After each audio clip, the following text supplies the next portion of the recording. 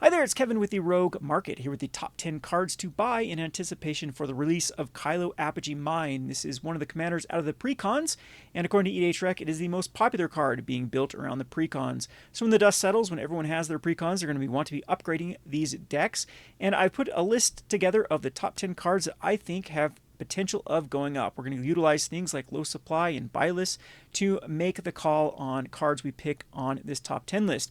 Now keep in mind there have been some cards that have already spiked because of Kylo. A lot of low supply cards that dealt with tapping and untapping are no longer, I think, investable because they've already spiked. But there are a lot of goodies and a lot of ones that are lagging behind that I still think have potential. So without further ado, let's go on to my number 10. My number 10 is the Metastatic Evangel. This is not necessarily the most synergistic with the Kylo. However, anything that deals with Proliferate is going to be a shoe-in for this deck, and what I like most about this particular card is it's pretty evergreen with as far as it goes in a lot of commanders that just deal with anything that Proliferate's good with. So counters in general, planeswalkers in general. And this card sees a lot of buys anyway in a normal day without a commander adding to the demand. And it's from Modern Horizons 3, which is also key because Modern Horizons 3 is ending its print run life. I'm not sure if it's going to last the entire 2 years, but I have a hard time believing they're going to focus on something like Modern Horizons 3 when there's other reprints like Final Fantasy and future other universes beyond that will need reprintings, rather than go back to Modern Horizons 3 that no one really cares at this point about the set. So the uncommon out of a specialty set like this, I think, has a lot of potential, especially of how many decks this can just naturally go in. This is something I definitely would utilize buy list. The price of TCG Player market is around 30 cents, and right now Card Kingdom is only paying 15 cents. But what I like to always take a look at is how many they're willing to buy. And when you ever see something like 148, they're selling a lot, which means that the price is going to continue to increase as the demand gets, or the supply gets outstretched by the demand for all these decks being upgraded. And again, a cheap card too adds to the amount of cards that are going to be put in these upgrades because there are a lot of budget players, especially ones that buy precons. So I really like this card as like a potential double up or triple up if you buy them now and buy list them for like $1 or $1.50 in the future. On to my number 9. My number 9 is going to be the Unstoppable Plan. This is another card that I think is just very good in multiple decks, not necessarily this deck.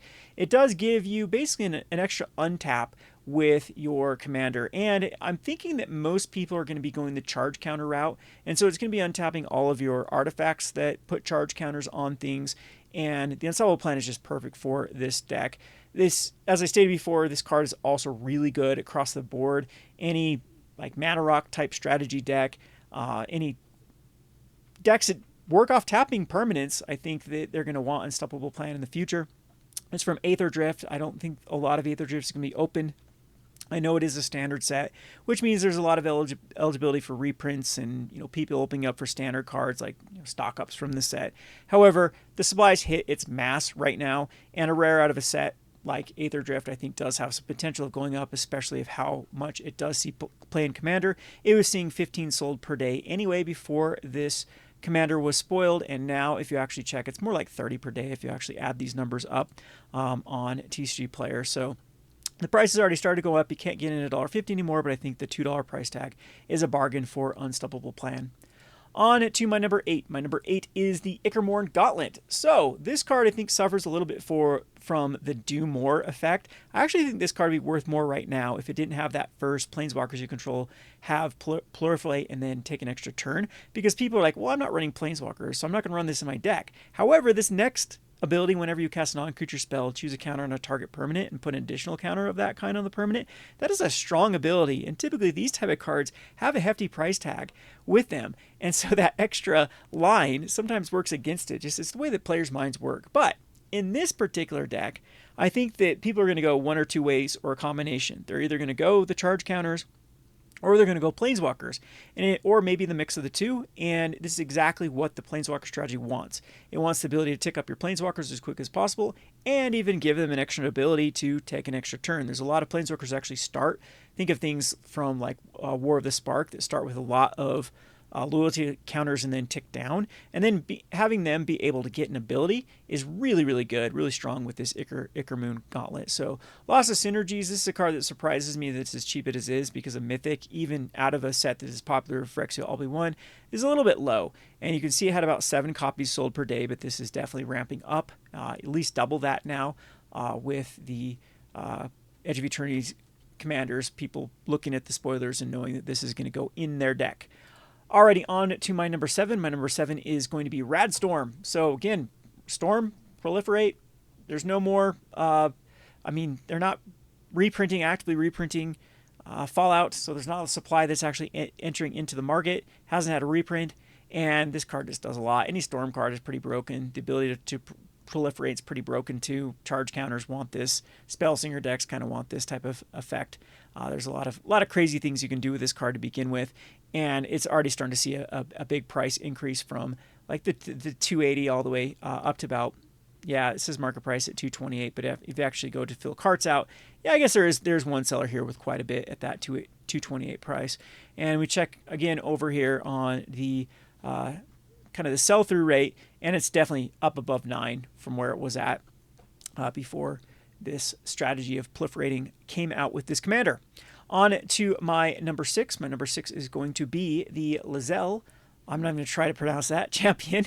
It's a 3/3. If you would put one or more counters on a creature or planeswalker control, or on yourself, put that many counters +1. So it's another one that adds another. I think this is going to be the focal point of the deck, is to tick up planeswalkers, charge counters as quickly as possible. This is another creature that does that and allows you basically to ramp counters. So this is only been printed, I believe, in Baldur's Gate commanders. These are long gone. The price of these commander decks are quite expensive, and collector boosters, everything of Baldur's Gate is getting very, very expensive. So you can see as well, this has plenty of cards sold per day. This is going to increase this average daily sold and start to definitely outstretch the supply. There is still quite a bit of supply out there, and this does have multiple versions. You got to keep in mind, Baldur's Gate was one of the overprinting eras. It's got the showcase versions. It's got etch foil versions. I mean, pick your version you like the most. I think actually focusing on one of them, maybe if you have faith in like etch foils going forward, that might be a smart one. But the normal price right now is around $1.25, and this does have a lot of potential. Again, if in the future, if this doesn't see reprints, this is another card that I think just there's gonna be so many cards work off counters and planeswalkers, stuff like that in the future that makes this. I guess this one does only work on creatures or planeswalkers, so it's not the greatest for the charge counter strategy, but the planeswalker version for sure. On to my number 5. My number 5 is going to be the Second Wind. Now, this one is basically the low supply pick. There's not a lot of supply of this particular card out there. This is a very interesting card, how the ruling on this works. It actually gives the ability to the Aura. So you actually tap the Aura. It's one of it might be the only one, or one of the few enchantments you actually can tap to do something. And so this is a way to either untap your commander or tap your commander. It gives both those abilities. I like the flexibility of it. And if you pair it with all the other cards that are untapping things, if you're looking, there's like a lot of decks are building a Clock of Omens, or Unwinding Clock, a lot of ways to just untap. And this can give your commander an ability to tap if you haven't found another one, and just that ability of untapping one more time, I think, is worthwhile in the deck to get that extra proliferate trigger. Again, what I like most about this, even though it's kind of a very niche card, is there isn't a lot of supply in the scope of things. It's not a lot of these cards. This is Future Sight's incredibly rare, and an uncommon out of Future Sight might as well be a mythic in today's day and age. So this has a lot of potential of going up quickly. There wasn't any sales until lately, and you can see people have already started to buy it out. Like this person bought 35 copies at 50 cents, 9 copies at 20 cents. And each day there have been more and more. The foils too, $1.81. Like foils can, from this day and age, really go up in price. Like we're talking having like a 10x, 20x on the normal.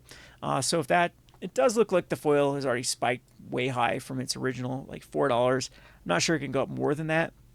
However, the normal copies I think are very enticing. With how this commander works. And these type of cards too, I kind of like long term, because I don't think that Wizards really wants to print a card like this. This is the thing about things like Future Size. They were trying to like test wonky abilities, and having I don't think Wizards wants enchantments to tap. That's the whole thing. So I think this will continue to be a very unique card, and will have a hard time being reprinted. So there might be cards in the future that actually break this card even more than the current commander. On to my number 4. My number 4 is going to be Tfairy, who slows the sunset. So this is the card that I'm definitely picking for the Planeswalker strategy. So if you can get up to that emblem, you get an emblem with untap all permanents you control during each opponent's untap step, and then you draw a card during each opponent's draw step. So it's good at digging for cards you need. You can choose up to one target artifact or a creature and untap them, so it works with your commander 2 with the +1. Every ability on Teferi, who slows the sunset, is just perfect for this deck. And I think there are a few other, like a Tezzeret that, according to EDH had more copies in the average deck of this precon of people upgrading it. However, Teferi definitely is the lowest priced one, and comparatively speaking, the lowest supply for where its price point was. It's about a Midnight Hunt that rotated a full year ago. There's no more supply coming in from this card. And yeah, we can actually see that the sell through rate too, if we check this, is starting to increase. It's only selling like 1 per day, but you've seen 7 copies here. People are definitely moving in on this card, as it is going to be a shoe-in for most of the precon upgrades. On to my number 3. My number 3 is going to be the All Will Be One. Now, I was actually surprised. This All Will Be One is like the lowest it's been in a long time. And this card has seen $20, $30 at one point. There are so many cards that go infinite with this card. Will it probably get reprinted? Probably. I expect it to be a reprint card in the near future, but I'm wondering if they're going to wait for this to be more of a chase card. They've done a secret layer with it, but other than that, it's just in the All Will Be One, which will be rotating. And as I stated, there's so many decks. It seems like every set has an infinite combo with All Be One. So I think it's just a good time anyway to start to sink some money in this if you think long term that this will go up before a reprint inevitably happens. And with this commander deck working off of putting counters on everything, proliferating, All Be One is just a finisher. It finished off the game really, really quickly.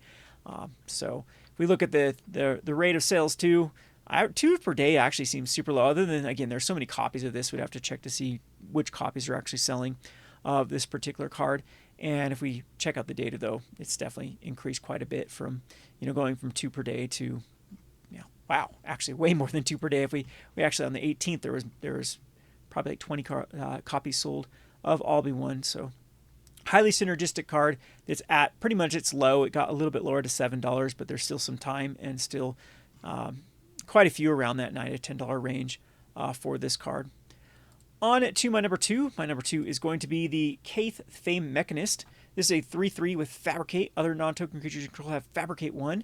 And you can 2 and tap, and you can choose to either populate or proliferate. So it's just another proliferate card that then works with a lot of the untapped strategies to where you can, keep doing what you do in this deck, proliferating. And I don't know if Fabricate's actually relevant in this with the +1s counters. Probably not. I mean, it's a way to get some +1s counters on something instead of proliferating it. But I think the main reason why I chose this one is just pretty low supply of Modern Horizons commanders. That's it. I mean, Mythic doesn't mean anything in commander precons because a Mythic might as well be a common, as the rarity is not from packs being pulled. It's basically just in a deck. But I was surprised at how low this card was. And there is quite a few supply. You can see just how much these Modern Horizons commander decks have been ripped apart just for singles. And yeah, so it has to strip through that. But I would say that this card is definitely, like, with no reprints ever, just one time in a commander deck. I think these are, again, at the end of their kind of print run cycle and have potential of starting to go up anyway with cards that are popular out of these decks. On to my number one card out of this one that has it's definitely not the Metastic Evangel. We already talked about that one. Is going to be the Voltaic Construct. So let's pull up here. We don't have the image ready here. This one's actually super sweet because this is what I love. I love these low supply cards that with charge counters too. With a lot of charge counters working to basically generate these infinite mana combos, then you need something with a mana dump that can actually help those, progress towards something like then eventually like infinite turns with untapping an artifact that gives a turn, or infinite damage with Friction All Be One, for example, with being able to untap things and keep putting counters on stuff. This is a great mana dump with the Voltaic Construct. For just 2 mana, you can untap target artifact creature. This is an artifact creature. the commanders and artifact creatures. So I'm very surprised that this card has not gone up yet, because as I stated, all the other low supply uncommons have just shot through the roof, and this one is still under $1. So I got to get in on it now, though, because there are tons of copies being sold per day. The foils have already gone through the roof, and it's just a matter of time before I think this is going to be like a $2 or $3 card. So this is Darksteel. Darksteel is incredibly rare in the scope of things compared to other sets, of course, recent sets in Magic the Gathering. So this is, it doesn't seem to have any reprints ever. And this is another card that I think is definitely going to be broken by. And this is another card, too, that just spotlighting in this deck, I think people might start to assume, oh, this would go great in this other deck. Because this ability is quite strong in art. There's plenty of artifact creatures that this can already go infinite with, where 2 mana can untap it. It can generate mana for more than 2 mana. There's plenty of artifact creatures that tap for more than 3 mana. So I'm surprised that this card is actually as cheap as it is, because of just how many implications it has in many commander decks. Anyway, that is my list of the top 10 cards to buy from Kylo. Not the most exciting, as I said, we were a little bit late to the party of all the really dull ones that had low supply. However, all of these things I think are pretty cheap to get in on. Pretty good to, like I said, check like bulk bins for the ones that are super bulky, like Kith and Lzelle, those type of things. And I think that they definitely will have the opportunity to go up if this is going to be... typically, there's always one precon commander that spikes everything in the deck. And it'll be interesting to see how well people enjoy playing this card, with the ability for lots of proliferation off of a Jeskai type. I mean, this is a theme they've done plenty of times in this color combination. But hope you enjoyed this list. This has been Kevin with the Rogue Market. Thanks for watching.